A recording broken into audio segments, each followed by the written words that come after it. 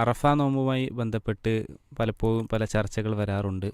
അവർ അറഫയിൽ നിൽക്കുന്ന സമയത്താണോ നോമ്പ് നോൽക്കേണ്ടത്? നമ്മുടെ നാട്ടിൽ ദുൽഹിജ 9 ആ ദിവസമാണോ നോൽക്കേണ്ടത് എന്ന ചർച്ച വരാറുണ്ട്. എന്താണ് ഇതിൽ പ്രമാണം? ദുൽഹിജ്ജ 9 അറഫ നോമ്പ് അത് വളരെ പുണ്യമുള്ള നോമ്പാണ് എന്നത് നമുക്കെല്ലാവർക്കും അറിയാം. നബി സല്ലല്ലാഹു അലൈഹി വസല്ലം എടുക്കുകയും ഹജ്ജിൽ പങ്കെടുക്കുന്ന ആ ആളുകളല്ലാത്ത എല്ലാവർക്കും പ്രത്യേകം പുണ്യമായി പഠിപ്പിക്കപ്പെടുകയും ചെയ്ത നോമ്പാണ്. പക്ഷെ അവിടെയും നമ്മുടെ നാട്ടിലെ പോലെയുള്ള സ്ഥലങ്ങളിൽ ഉണ്ടാകുന്ന ഒരു ഫിത്ന എന്ന് പറയാം, എല്ലാ സന്ദർഭങ്ങളിലും ഉണ്ടാവും. അറഫയിൽ ആളുകൾ സംഗമിക്കുമ്പോൾ നോമ്പെടുക്കണം. അതുകൊണ്ട് ഒരു ദിവസം നേരത്തെ, നമ്മുടെ ദിവസത്തിനേക്കാൾ ഒരു ദിവസം മുമ്പാണ് അവിടെ നിലാവ് കണ്ടതെങ്കിൽ നമുക്കന്ന് 8 ആയിട്ടുണ്ടാവുള്ളൂ. അവിടെ അറഫാ ദിനമാണ്, 9ാമത്തെ ദിവസമായിട്ടുണ്ട് എന്ന് പറഞ്ഞ് അതിനോട് ഐക്യദാർഢ്യം പ്രഖ്യാപിച്ച് നോമ്പെടുക്കുന്ന രീതി, അത് സത്യം പറഞ്ഞാൽ പ്രമാണങ്ങളെ അവരവരുടെ യുക്തിയും ബുദ്ധിയും അനുസരിച്ച് വ്യാഖ്യാനിക്കുന്ന ഒരു രീതിയായിട്ടാണ് എനിക്ക് തോന്നിയിട്ടുള്ളത്. കാരണം ഈ അടുത്ത കാലത്ത് നമ്മുടെയൊക്കെ ഈ ആയുസ്സിൽ വളരെ അധികമല്ലാത്തൊരു കാലഘട്ടത്തിലാണ് നമുക്കെന്താ ഈ പറഞ്ഞ സൗകര്യങ്ങളൊക്കെ അറിയാനും അവിടെ എപ്പോഴാണ് അറഫ നൃത്തം അല്ലെങ്കിൽ അതേപോലെ അറഫ ഖുത്ബ നടന്നതെന്നൊക്കെ നമുക്ക് ലൈവായിട്ടും അറിയാനൊക്കെ പറ്റിയത്. നബി സല്ലല്ലാഹു അലൈഹി വസല്ലമയും സ്വഹാബത്തും താബീയങ്ങളും ഇമാമിയങ്ങളും ഒക്കെ ജീവിച്ച ഒരു 10-14 നൂറ്റാണ്ടിൻ്റെ പാരമ്പര്യം ഉണ്ടല്ലോ ഇസ്ലാമിന്. അന്നൊക്കെ എങ്ങനെയാണെന്ന് ചോദിച്ചാൽ നമ്മുടെ ഒരു 10-50 വർഷത്തിൻ്റെ മുമ്പ് വരെയുമുള്ള ചരിത്രം നോക്കിയാൽ നമ്മുടെ നാട്ടിലൊക്കെ ഹജ്ജിന് പോയി കഴിഞ്ഞ് വന്ന് അവർ വിശേഷങ്ങൾ പറയുമ്പോഴായിരിക്കും ഞങ്ങൾക്ക് ഇന്ന ഞായറാഴ്ചയായിരുന്നു പെരുന്നാൾ, നിങ്ങൾക്കോ ഞങ്ങൾക്ക് തിങ്കളാഴ്ച അല്ലെങ്കിൽ ചൊവ്വാഴ്ചയായിരുന്നു, ഇന്ന ദിവസം എന്നൊക്കെ നമ്മൾ ഇവരുടെ കവല സംസാരങ്ങളിൽ നിന്നാണ് ആ ദിവസങ്ങളൊക്കെ അറിയുന്നത്. അതെ.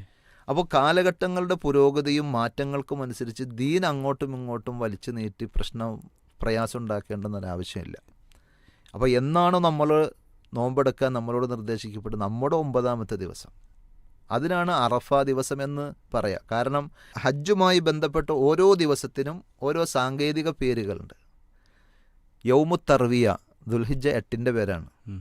അത് ഹജ്ജിൻ്റെ കർമ്മവുമായി ബന്ധപ്പെടുത്തിക്കൊണ്ട് പറയുകയാണെങ്കിൽ ഹജ്ജിലേക്ക് വേണ്ടുന്ന ആ ദിവസങ്ങളിൽ മിനയിലും മറ്റുമൊക്കെ അവർ തമ്പടിച്ച് അവിടെ താമസിക്കുമ്പോൾ വെള്ളം ശേഖരിക്കാൻ വേണ്ടി പോകുന്ന ഒരു രീതിയായിരുന്നു അന്ന്. ഇന്നിപ്പോൾ വെള്ളം ശേഖരിക്കാൻ പോകേണ്ട ആവശ്യമില്ല, അവിടെ തന്നെ ലൈവ് വെള്ളം കിട്ടും. എന്നാലും ഹജ്ജിൻ്റെ സാങ്കേതിക ശബ്ദത്തിൽ യൗമു തർവിയ എന്നാണ് ദുൽഹിജ്ജ 8ന് പറയാം. അത് അവിടെയുള്ള ആളുകളാണെങ്കിലും എവിടെയുള്ള ആളുകളാണെങ്കിലും യൗമു തർവിയ എന്ന് പറഞ്ഞാൽ അവരെ സംബന്ധിച്ചിടത്തോളം ദുൽഹിജ്ജ 8ആണ്. ദുൽഹിജ്ജ 9 യൗമു അറഫ എന്ന് പറയും, അറഫ ദിനം. അറഫയിൽ അന്ന് ഹാജിമാർ സമ്മേളിക്കുന്നത് കൊണ്ടാണ് ആ പേര് വന്നതെങ്കിലും എല്ലാ ഇടങ്ങളിലും ദുൽഹിജ്ജ 9 യൗമു അറഫ എന്ന് പറഞ്ഞതിന് ഈക്വലൻ്റായിട്ട് പറയാൻ പറ്റിയ പേരാണ്.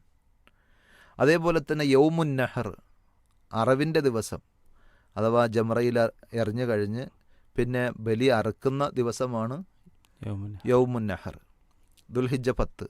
അന്ന് മറ്റ് നാടുകളിലൊക്കെ പെരുന്നാളാണ്, അവർ പെരുന്നാൾ നിസ്കരിച്ചിട്ട് ബലി അറുക്കുന്നുണ്ട്. അതേപോലെ തന്നെ അയ്യാമു തശ്രീഖ് 11, 12, 13.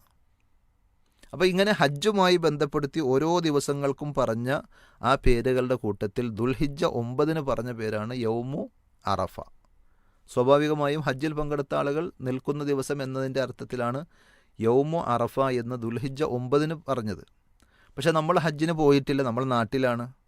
നമ്മൾ നമ്മുടെ നാട്ടിൽ മാസപ്പിറവി കണ്ടതനുസരിച്ച് എന്നാണോ നമുക്ക് ദുൽഹിജ്ജ 9 ആകുന്നത് അന്ന് നോമ്പെടുക്കുക എന്നതാണ് ഏറ്റവും ശരിയായിട്ടുള്ളത്.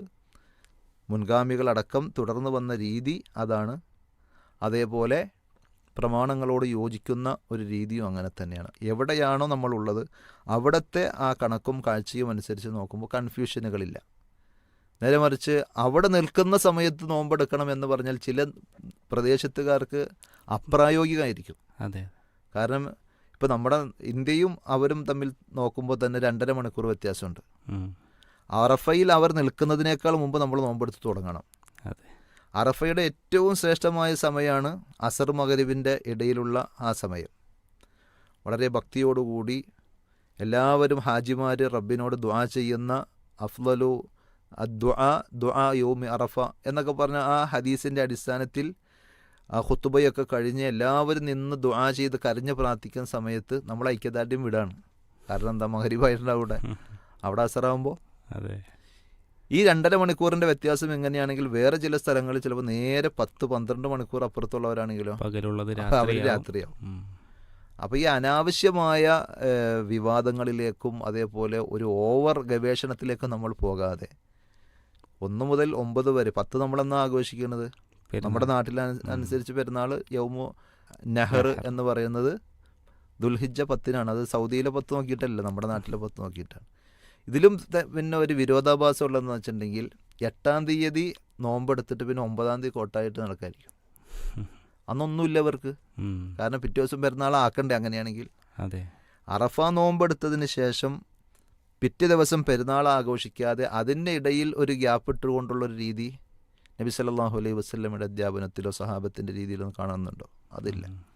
അപ്പോൾ ഇങ്ങനത്തെ കുറേ നൂലാമാലകളും വസ്വാസുകളും ഫിത്നകളൊക്കെ ഒഴിവാക്കാനും നല്ലത് എന്താണ്, നമ്മുടെ നാട്ടിൽ എന്നാണോ നിലാവ് കണ്ടത് അതനുസരിച്ച് 9-ാമത്തെ ദിവസം യൗമു അറഫ ദിവസത്തിൻ്റെ നോമ്പ് നമ്മൾ എടുക്കുക.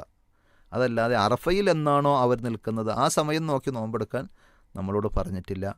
യൗമു അറഫ എന്ന പ്രയോഗമാണ് നമുക്ക് കൺഫ്യൂഷൻ ഉണ്ടാക്കുന്നതെങ്കിൽ അതിൻ്റെ വിശദീകരണമാണ് നേരത്തെ നമ്മൾ പറഞ്ഞത്. ഹജ്ജുമായി ബന്ധപ്പെട്ട ഓരോ ദിവസത്തിനും ഓരോ കർമ്മങ്ങളുമായി ബന്ധപ്പെടുത്തി പ്രത്യേക പേര് നൽകിയിട്ടുണ്ട്. ആ അർത്ഥത്തിലാണ് 9-ാമത്തെ ദിവസത്തിന് യൗമു അറഫ എന്ന് പറഞ്ഞത്. ഒന്നുകൂടി പറഞ്ഞാൽ, ഇനി ഒരു വർഷം ഹജ്ജ് നടന്നില്ല എന്ന് എടുക്കാം. ഇപ്പോൾ നമ്മൾ ഒരിക്കലും നമ്മുടെ സ്വപ്നത്തിൽ പോലും അല്ലെങ്കിൽ സാങ്കല്പിക ലോകത്ത് പോലും ഇല്ലാത്തൊരിതായിരുന്നു കോവിഡിൻ്റെ സമയം.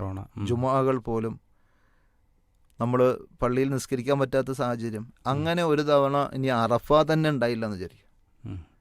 പക്ഷെ എന്നാലും നമുക്ക് അറഫ നോമ്പ് ഇല്ലാതാകുന്നുണ്ടോ? അവരവിടെ നിന്നിട്ടില്ല എന്ന് കരുതിയാലും ദിവസമുണ്ടല്ലോ. അപ്പോൾ അവിടെ നിൽക്കുന്ന സമയത്ത് അവരോട് ഐക്യദാർഢ്യം പ്രഖ്യാപിച്ചുകൊണ്ട് എന്നൊക്കെയുള്ളത് നമ്മുടെ ഒരു സാങ്കല്പിക ലോകത്തെ ഇജ്തിഹാദാണ്. നമ്മുടെ യുക്തിക്കനുസരിച്ച് നമ്മൾ വ്യാഖ്യാനിക്കുക. അപ്പോൾ ആ വിവാദങ്ങൾക്കൊന്നും പിന്നാലെ പോകാതെ നമ്മുടെ നാട്ടിലെ എന്നാണോ 9-ാമത്തെ ദിവസം അന്ന് നമ്മൾ അറഫ നോമ്പെടുക്കുക, എന്നാണോ 10 അന്ന് പെരുന്നാൾ ആഘോഷിക്കുക. ഇതാണ് ആ വിഷയത്തിൽ നമുക്ക് ലളിതമായി മനസ്സിലാക്കാൻ പറ്റുന്ന ഒരു സംഗതി.